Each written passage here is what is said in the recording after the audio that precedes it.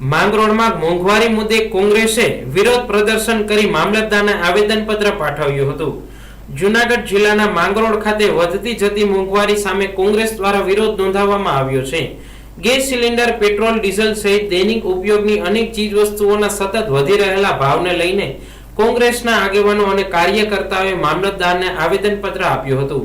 પૂર્વ પ્રમુખ તાલુકા પંચાયત માંગરોળ કાનાભાઈ નારણભાઈ રામ આજે સમગ્ર દેશમાં મોંઘવારી અને નીટની પરીક્ષાના જે પેપર ફોડી લાખો યુવાનોનો જે સરકારે અન્યાય કર્યો છે એના સામે અમારો અવાજ માંગરોળ તાલુકાનો મોંઘવારી ખાસ કરીને કિસાનો, દલિતો અને નાના માણસોને જે માર પડી રહ્યો છે એના પાસેથી લૂંટીને સરકાર વિકાસની વાતો કરે છે એની સામે અમારો ભયંકર આક્રોશ છે। એ આક્રોશ ઠલવવા માટે આજે સમગ્ર કોંગ્રેસના કાર્યકરો અને બાપભાઈ સહિત માજી ધારાસભ્ય સહિત આજે સરકારશ્રીના મામલતદાર સાહેબ મારફત જે આવેદનપત્ર આપ્યું છે અને મોંઘવારી ઘટાડવા, બેરોજગારોને રોજી આપવા અને ખાસ કરીને યુવાનોને જે અન્યાય કર્યો છે, લાખો યુવાનો આજે રોડ ઉપર છે એને ન્યાય મળે અને સાથે સાથે વીજળીના પ્રશ્ન છે એ એક જ વ્યક્તિને ફાયદો કરવા માટે જે થાંભલા છે એ ધરારી કરી અને ખેડૂતના ખેતરમાં ખોડે છે એની વળતર પૂરું નથી આપતા। એના માટે થઈને અમારો આક્રોશ છે અને એ આક્રોશનું આવેદન આપવા માટે અમે બધા મળ્યા છીએ। અસ્તુ। કોંગ્રેસે રજૂઆતમાં જણાવ્યું હતું કે વધતી જતી મોંઘવારીના કારણે સામાન્ય અને મધ્યમ વર્ગીય પરિવારો પર આર્થિક બોજ વધી રહ્યો છે।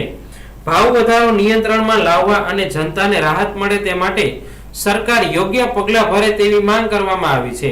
આવેદનપત્ર કાર્યક્રમ દરમિયાન કોંગ્રેસના કાર્યકરો બેનર લઈ સૂત્રોચ્ચાર કરી રેલી સ્વરૂપે મોટી સંખ્યામાં ઉપસ્થિત રહ્યા હતા। હાલ આ મુદ્દે સ્થાનિક રાજકારણમાં ચર્ચાનો માહોલ જોવા મળી રહ્યો છે। આજે અમે મોંઘવારીના માર પ્રજાએ સહન કરવો પડે એના માટે થઈને અમે બધા કાનભાઈ, વાલભાઈ, પ્રમુખ શ્રી ચુડાસમાભાઈ એ બધા મામલતદારશ્રીને આવેદનપત્ર આપેલું છે અને એ આવેદનપત્રમાં પેટ્રોલ, ડીઝલ અને એના ભાવ વધારે છે, ગેસના પણ ભાવ વધારે છે। એમાં જે પેટ્રોલ અને ડીઝલ એમાં વધારે પડતું ડીઝલ છે એ ડાયરેક્ટ નહીં પણ ઇનડાયરેક્ટ પ્રજા ઉપર વધારે જો માર હોય તો પેટ્રોલનો છે અને આ પેટ્રોલનો ભાવ ઓછો કરવો જોઈએ, ગેસના ભાવ પણ ઓછા કરવા જોઈએ।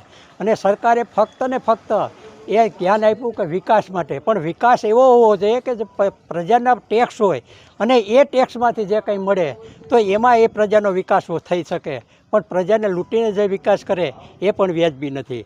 આ સરકાર છે ફક્ત ને ફક્ત એમ કે વિકાસ કરવો, પણ વિકાસ કઈ રીતે કરવો એનું મનોમંથન કરતા નથી। ફક્ત ને ફક્ત એમ કે પ્રજાને લૂંટી અને જે વિકાસ કરવાની વાત છે એ વ્યાજબી નથી।